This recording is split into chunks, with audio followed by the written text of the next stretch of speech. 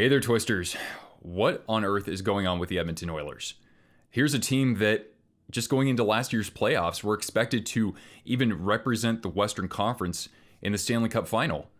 And they returned a lot of their key players going into this year, and it's all just fallen apart.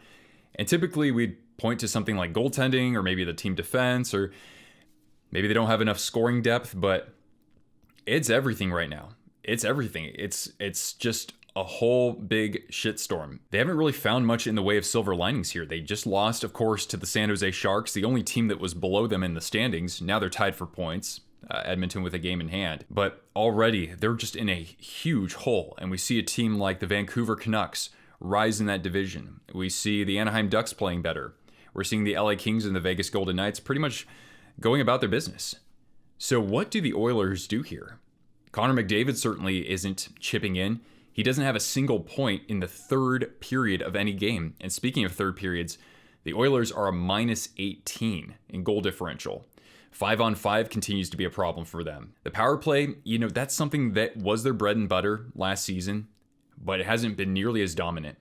They're still generating chances, but they're just not burying the puck. They're one of the worst teams in the NHL at shot percentage when they were tops in the league last year. I know the power play had something to do with that. Leon Draisaitl has just one goal in his last 9 games. Nugent Hopkins, I thought that he was kind of invisible as the game progressed last night before he did score a goal there to make it 3-2 with their net emptied.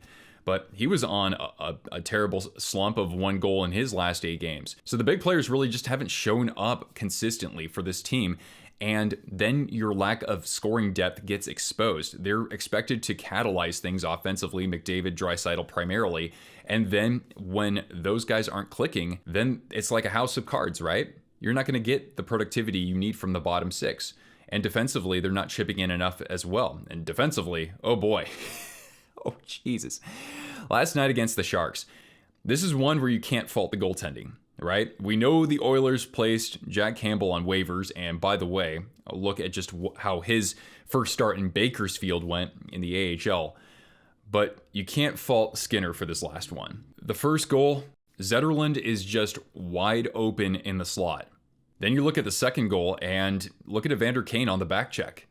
That's his man. That's goal number 2, and then number 3, Darnell Nurse gets stood up at the blue line in the offensive zone, and the Sharks just see that as an opportunity, and they charge in, and it's a pretty routine 2-on-1, and a great goal from Philip Zadina, where Skinner had to move quite a bit laterally. So these are just killer mistakes that this team is making. You can't just blame it all on puck luck. You can't just blame it on the fact that Connor McDavid is likely playing through some pain, through some sort of injury. Even Kevin Weeks was saying that on ESPN last night. He said, from all my sources, Connor McDavid is definitely not 100%, and letting on that it's affecting his performance. And then I also look at the schedule, the teams that the Oilers have played so far. They just lost against the Sharks last night. They've played the Rangers and the Stars, and they've played the Canucks 3 times and have gotten just shellacked overall. The Oilers should be able to at least compete with them over the course of 60 minutes, but they haven't. Other than that, though, they've played some teams toward the bottom of their standings or teams not expected to be in the playoffs. And this is how they're showing up against them. So what do you do if you're the Oilers? Do you let McDavid sit out for a little while and just say, hey, look, we'll take this on the chin? But they're already in such a huge hole to where if they're going to rely on him, they would rather rely on him at 90% than have to suffer a few more losses and get further, behind any team that's in the playoff race. What about just firing the coach? There are certainly other names out there that would be interested in coaching a team with McDavid and Draisaitl. Maybe even Daryl Sutter would be interested in something like that. Certainly for a team that is as cap-strapped as the Oilers are, lots of veteran contracts with no-move clauses, firing Jay Woodcroft would be the easy thing to do. It was like, hey, look, anybody can take this team and get them into the playoffs with McDavid and Draisaitl. Woodcroft, you've just hit the end of the runway. We need to bring in somebody with more experience. You could do that. It's looking like the Oilers aren't going to move on from Woodcroft, at least not just yet. Of course, Ken Holland could certainly shoulder some of the blame with the contracts set up the way they are, with how tight the salary cap situation is, with them still failing to find reliable goaltending on a night in, night out basis. What on earth can they do when there's very little flexibility with how things are cap-wise, roster-wise, performance-wise? It's just that they're kind of stuck right now, it looks like. What would you guys do right now?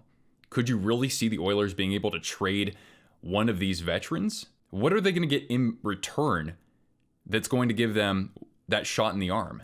Is there something like that out there? And then lastly, I just want to dangle this out there because occasionally you'll see a team that's supposed to be a contender and they just kind of free fall after they've lost in the playoffs in a disappointing fashion. I think about the Blackhawks against the Predators in 2017 when Chicago was the top seed.